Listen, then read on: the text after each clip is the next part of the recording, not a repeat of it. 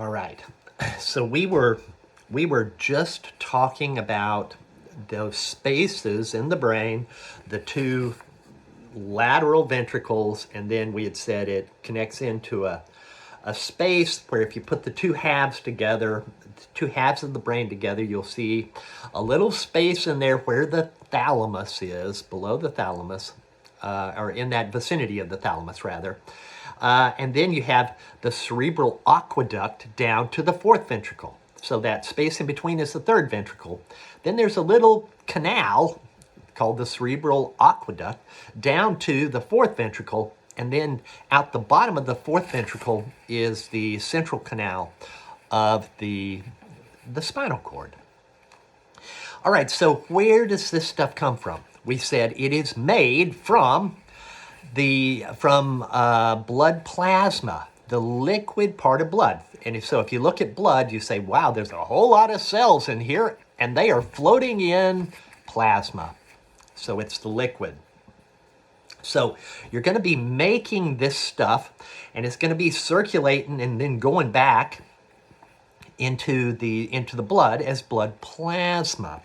So where is it made? Well, according to your slide here, it's 40% of it is made throughout the subarachnoid spaces. So all over the surface of your brain and or the surfaces of the spinal cord in that layer below the arachnoid mater, you're going to be making some of this cerebrospinal fluid, 40% of it.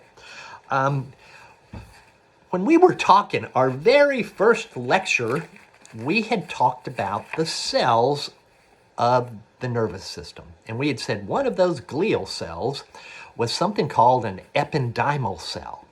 And we had said these cells line the openings within the brain, the ventricles and so forth. So, and what did we say else about them? We said they have cilia. And so these cilia are used to propel the cerebrospinal fluid through these spaces. So the ependymal cells, it turns out, they're responsible for making some of this cerebrospinal fluid, about 30% of it. So that gets us to 70%.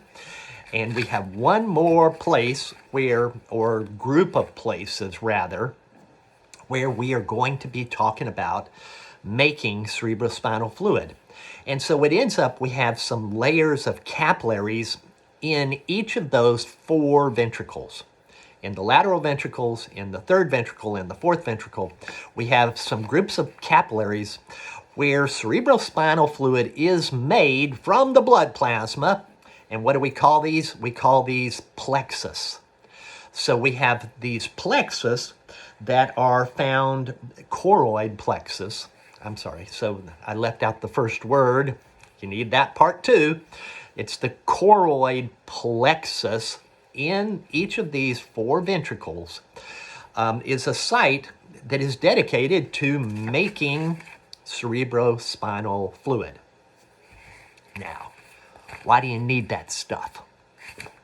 What's the point of the cerebrospinal fluid? Well, it ends up, brains are pretty mushy. They don't have much structure. There's no bones. I didn't mention anything about connective tissue, no cartilage. They're a soft tissue. And even like when we look at them in lab, those brains have been fixed in formaldehyde. And so they're much stiffer than even a real brain. And so it ends up that a brain has so little structure to it, it needs to have a fluid to float in. So for buoyancy, and it's important because the brain will crush itself. It has so little structure, it'll damage itself if it doesn't have this cerebrospinal fluid for it to bob around in. So buoyancy, we've said. What am I talking about here?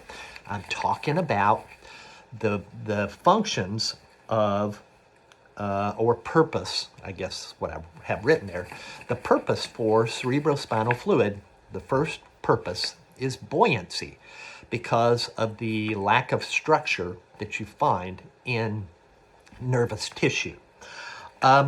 Protection.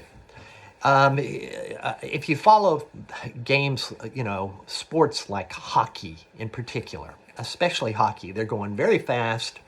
You don't really think of them hitting quite the way you think of football, but in a lot of ways, they're going a lot faster than in football. And you have these solid walls next to them.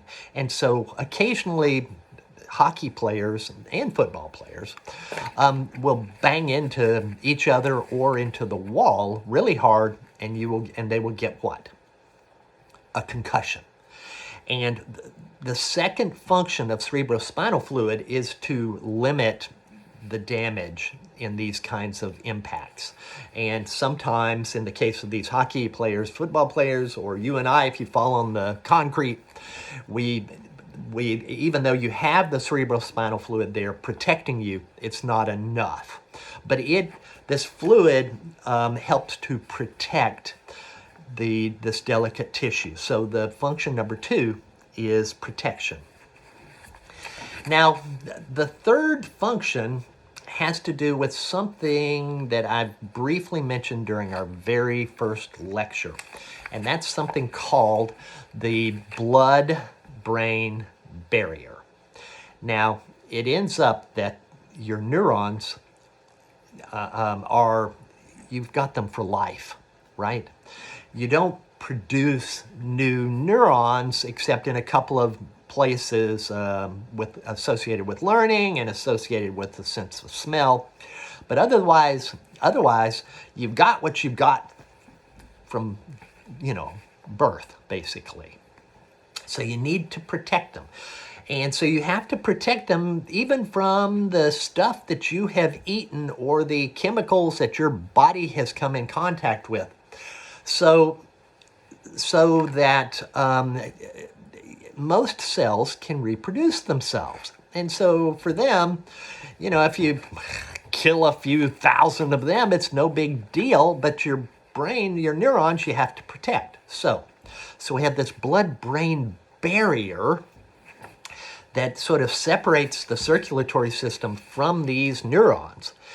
And one of the functions of the cerebrospinal fluid is to allow for exchange of waste in particular. You have waste products that you have to get out to the circulatory system so that you can filter them out in the pee, in the urine, right? So we have this cerebrospinal fluid is for chemical stability. So it carries away metabolic waste. That's what I was talking about. And it also is involved in any ions, trying to help, I'd mentioned that sometimes you lose some of these ions, and, remember we had talked about the potassium ions, the sodium ions, and so forth, and chloride. So it's involved in chemical stability, trying to keep everything balanced properly that way. Okay. All right, so we know where it was made. And I said it's a flow-through system, right?